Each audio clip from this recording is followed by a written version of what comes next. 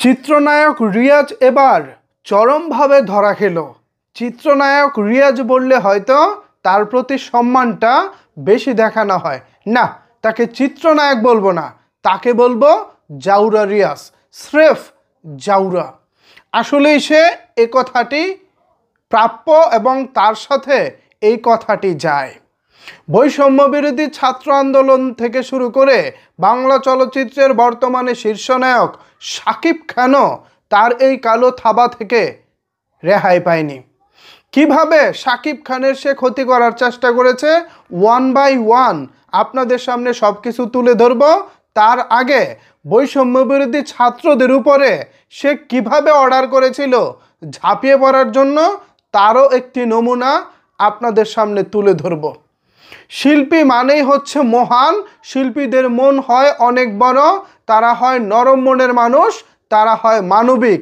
ঠিক এই কথাটা ছোটবেলা থেকেই শুনে বড় হয়েছি, কিন্তু বড় হয়ে যা দেখলাম তা সত্যিকার অর্থে শিল্পীদের প্রতি সম্মান এবং ভালোবাসা সাধারণ মানুষ হিসেবে আমাদের আর থাকার কথা না। রিয়াজ সহ তার গ্যাংরা মিলে আওয়ামী লীগের দালালি করতে করতে সর্বশেষ বৈষম্য বিরোধী ছাত্র আন্দোলনে তারা যে হিংস্র রূপ ধরেছিল তার কিছুটা গতকালকে প্রকাশ পেয়েছে একটি হোয়াটসঅ্যাপ গ্রুপের মাধ্যমে। হোয়াটসঅ্যাপ গ্রুপের নাম ছিল আলো আসবেই। সেখানে আওয়ামী লীগ ঘরানার মানে আওয়ামী লীগ দল করতো বা পছন্দ করত এমন অনেক শিল্পী চলচ্চিত্র থেকে ছোট পর্দার মিলিয়ে প্রায় তো 100 খানেকের উপরে হবেই, বড় বড় মুখ ছিল সেখানে। চিত্রনায়ক ফেরদৌস, রিয়াজ, শমী কায়সার, ফজলুর রহমান বাবু, জায়েদ খান, মানে এমন কোনো নাম নাই যে আপনারা মানে বলবেন যে আরে ইনিও আছে। মানে ফজলুর রহমান বাবুর নাম শুনেই তো অনেকে মানে অবাক হয়ে গেছেন। যাই হোক, আমার কথা সেটা না, আজকে আমি রিয়াজকে নিয়ে কথা বলবো। আমি শুরুতে যেমনটা বলতেছিলাম, রিয়াজ বৈষম্য বিরোধী ছাত্রদের উপরে কিভাবে ঝাঁপিয়ে পড়তে বলেছিল তার একটা নমুনা আপনাদেরকে দেখাই শুরুতে। তারপর সে শাকিব খানের এগেনস্টে কিভাবে কালো থাবা বসিয়েছিল এ বিষয়ে আলোচনাটা করব। আমার পাশে একটি স্ক্রিনশট দেখতে পাচ্ছেন, এটি হচ্ছে ওই যে আলো আসবেই যে গ্রুপটার কথা বলেছিলাম, হোয়াটসঅ্যাপ গ্রুপ, সেই হোয়াটসঅ্যাপ গ্রুপের একটি স্ক্রিনশট। এখানে চিত্রনায়ক রিয়াজ বলতেছে, খেয়াল করবেন কথাগুলো। প্রিয় বন্ধুগণ, বাবারে রাজনৈতিক নেতা, প্রিয় বন্ধুগণ, সালাম ও কৃতজ্ঞতা। আপনাদের আজকের পারফরমেন্স ও গ্রুপে আপনাদের কথা পড়তে পড়তে আমি শোকের মাসে আপনাদের জানাই অভিনন্দন। সেই সাথে কিছু কথা। 1, আমি বিশ্বাস করি বঙ্গবন্ধু কন্যার হাত ধরে আলো আসবেই। 2, সময়টা আমাদের প্রতিকূল। 3, আমাদের যুদ্ধটা দীর্ঘ হবে এবার, তাই শক্তি ও মনোবল ধরে রাখতে হবে। 4, এই সময়ে কাউকে আঘাত করে কিছু বলা যাবে না বা করা যাবে না। 5, যে কোনো মূল্যে এই আন্দোলন দ্রুত থামাতে হবে। 6, সোশ্যাল মিডিয়ায় একজন আরেকজনকে সাপোর্ট দিতে হবে, একজন আরেকজনকে সাপোর্ট দিতে হবে। 7, একজনের যে কোনো ধরনের বিপদে সবাইকে একসাথে ঝাঁপিয়ে পড়তে হবে। 8, সবাই মিলে এক আত্মা এক প্রাণ হতে হবে, তাহলে আমরা সবাই মিলে এ তুফান পাড়ি দিতে পারবো। আল্লাহ আমাদের সহায় হন। জয় বাংলা, জয় বঙ্গবন্ধু। একজনের কিছু হলে সবাইকে ঝাঁপিয়ে পড়ার জন্য বলতেছে, ইনডিরেক্টলি সে বলতেছে ছাত্রদের উপরে ঝাঁপিয়ে পড়ার জন্য। কতটা নিকৃষ্ট মানুষ এরা, চিন্তা করে দেখেন। আরে তোর বেটা রাজনীতি একটা দল তুই পছন্দ করতেই পারিস, কোনো সমস্যা নাই, কিন্তু তাই বলি কি মানবিক দিকটা ভুলে যাবি? তোর ভিতরে যে একটা মানবিক দিক আছে সেটা ভুলে যাবি? দল অন্যায় করতেছে বলি কি আমি অন্যায়টাকেই সাপোর্ট করব? এটা তো হতে পারে না। আমাদের বাবা মার মতের সাথে যদি আমাদের না মিলে, আমরা অনেকাংশে তাদের মতের সাথে একমত হতে পারি না। আমরা বলি যে না, তোমার মত কিংবা আপনার মতের সাথে আমার মিলে নাই, আমি এখানে একমত না। সেখানে একটা দল ভুল করলে কি আমি তাকে সাপোর্ট করব? ছাত্রদের উপরে গরম পানি ঢেলতে বলবো? এ হচ্ছে আমাদের নীতি নৈতিকতা? ছি রিয়াজ, ছি। এই গেল ছাত্রদের ব্যাপারটা। এবার আসেন শাকিব খানের ব্যাপারটা। ভিউয়ার্স, আপনারা জানেন যে একটা সময় ছিল রিয়াজ, শাকিব খান তারা একে অপরের মানে সহ অভিনেতা অভিনেত্রী হিসেবে অনেক সিনেমায় কাজ করেছেন। এমনও দেখা গিয়েছে রিয়াজের কেরিয়ার যখন বেশ ভালো একটা অবস্থানে ছিল তখন শাকিব খান তার সিনেমায় দ্বিতীয় নায়ক হিসেবে সেকেন্ড হিরো হিসেবে কাজ করেছে। তো সেই জায়গা থেকে শাকিব খান যখন পরিশ্রম করতে করতে একটা পর্যায়ে 2008, 9, 10 বা এই সালটাতে যখন শাকিব খান এক সময় নিজেকে শীর্ষ নায়ক হিসেবে নিয়ে আসেন, তখন থেকেই রিয়াজ মূলত শাকিব খানকে দেখতে পারে না। তার সবসময় ঈর্ষা শাকিব কিভাবে এক নাম্বার নায়ক হয়, সে এটা সহ্যই করতে পারতো না। সুযোগ পেলেই তাকে ক্ষতি করার চেষ্টা করত।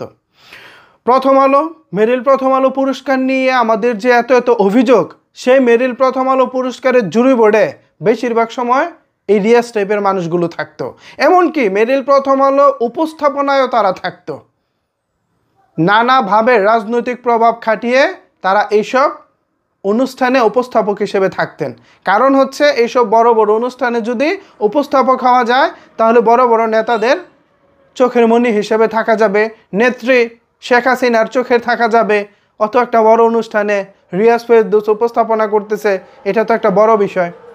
এছাড়া এইসব অনুষ্ঠানে জুরি বোর্ডে রিয়াজ যেটা করতেন, শাকিব খানের কোনো সিনেমা নমিনেশন পেলে সেখানে তিনি আঙ্গুলি করতেন, কাটাকুটি করতেন এবং শাকিব খানকে নমিনেশন পাওয়া থেকে বঞ্চিত করতেন। একইভাবে শাকিব খান যখন জাতীয় চলচ্চিত্র পুরস্কারের জন্য যখন শাকিব খানের সিনেমা জমা পড়ে, ঠিক সেখানেও জুরি বোর্ডে থেকে রিয়াজ শাকিব খানকে মাইনাস করে করে বেশ কয়েকবার জাতীয় চলচ্চিত্র পুরস্কার পাওয়া থেকে বঞ্চিত করে। সর্বশেষ যে ক্ষতিটা শাকিব খানের করেছে, যে ক্ষতিটা শুধু শাকিব খানের হয়নি, সেটা হয়ে গেছে পুরো চলচ্চিত্র অঙ্গনের। ভিউয়ার্স, আপনারা জানেন যে আমাদের ঢাকায় সিনেমার চলচ্চিত্রের অবস্থা 2012-র পর থেকে খুব একটা ভালো চলতেছিল না।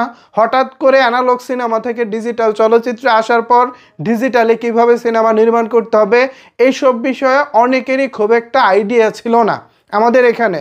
তো সেই সময় 2014 সাল থেকে জাজ মাল্টিমিডিয়া ভারতের কলকাতার সঙ্গে মিলে যৌথ প্রযোজনার বেশ কিছু সিনেমা শুরু করেছেন এবং সিনেমাগুলো একে একে ব্যবসা সফল হতেও শুরু করে। সর্বশেষ 2016 সালে শাকিব খানও যৌথ প্রযোজনা সিনেমায় যুক্ত হন এবং শিকারী নামক একটি সিনেমা দিয়ে বাংলা চলচ্চিত্রকে নতুন করে একটা ঝাঁকি দেন যে না, আসলে তো বাংলাদেশের চলচ্চিত্রে ব্যবসা আছে, কিন্তু আমরা আসলে ভালো ছবি বানাতে পারতেছি না। তো ঠিক সেই সময় শাকিব খান সিদ্ধান্ত নিয়েছেন এখন থেকে তিনি জয়েন্ট ভেঞ্চারে কাজ করবেন এবং ভালো ভালো কাজ করে তিনি তার চলচ্চিত্র ইন্ডাস্ট্রিটাকে বাঁচিয়ে রাখবেন। ঠিক সেই লক্ষ্যে শাকিব খান পরবর্তীতে একের পর এক যৌথ প্রযোজনা সিনেমা শুরু করেছেন এবং তার সিনেমার সাফল্যগুলো ছিল আকাশ ছোঁয়া সাফল্য। ঠিক এই সাফল্যই মেনে নিতে না পেরে চিত্রনায়ক রিয়াজ, সাইমন সাদিক থেকে শুরু করে যারা আওয়ামী ঘরানার নায়ক বা অভিনেত্রী, তারা সবাই মিলে যৌথ প্রযোজনা সিনেমার বিরুদ্ধে যৌথ প্রতারণা বলে এক ধরনের আন্দোলন শুরু করলেন এবং এই আন্দোলনের ফলাফল সর্বশেষ হচ্ছে যৌথ প্রযোজনা সিনেমার নিয়ম উলটপালট করে একেবারে কঠিন করে দিয়ে যৌথ প্রযোজনাকে বন্ধ করে দেওয়া। ঠিক যখন যৌথ প্রযোজনার আন্দোলন হচ্ছিল তখনও সারা বাংলাদেশের রানিং হলের সংখ্যা ছিল প্রায় 400-র কাছাকাছি, 382টা সিনেমা হল, অলমোস্ট 400-র কাছাকাছি। ওই যৌথ প্রযোজনা সিনেমার ধারা যদি অব্যাহত রাখা যেত তাহলে ওই সময় 382-র জায়গায় আজকে 500 সিনেমা হল থাকতে পারতো, যেখানে কিনা আজকে হলের সংখ্যা মাত্র 60 থেকে 70। এই চলচ্চিত্রের অধঃপতন, এই চলচ্চিত্রের নিম্নগামীর কারণ ওই রিয়াজ। শাকিব খানকে মাইনাস করার চেষ্টা এবং তারা তখন সফল হয়েছিল। শাকিব খানকে নিষিদ্ধ পর্যন্ত করা হয়েছিল চলচ্চিত্র পরিবার থেকে, সে যেন আর কোনো ছবি করতে না পারে, এরকম নানাভাবে শাকিব খানকে আটকানোর চেষ্টা করা হয়েছিল। কিন্তু দিন শেষে শাকিব খানের সঙ্গে ছিল তার লক্ষ কোটি ভক্ত এবং তার মেধা এবং সৃষ্টিকর্তা প্রদত্ত তার প্রতি উপহার, সম্মান। এই সব কিছুর কারণে শাকিব খান, আজকের শাকিব খান, তাকে কেউ দমিয়ে রাখতে পারেনি, অথচ রিয়াজরা আজকে পচে গেছে। জাউরাদের অবস্থা এরকমই হয়। ভিউয়ার্স, এতক্ষণ ধৈর্য ধরে আমার কথাগুলো শোনার জন্য অসংখ্য ধন্যবাদ। এ বিষয়ে যদি আপনাদের কোনো কিছু বলার থাকে তাহলে অবশ্যই সেটি নিচের কমেন্ট বক্সে জানাতে পারেন। ধন্যবাদ সবাইকে সম্পূর্ণ ভিডিওটি দেখার জন্য।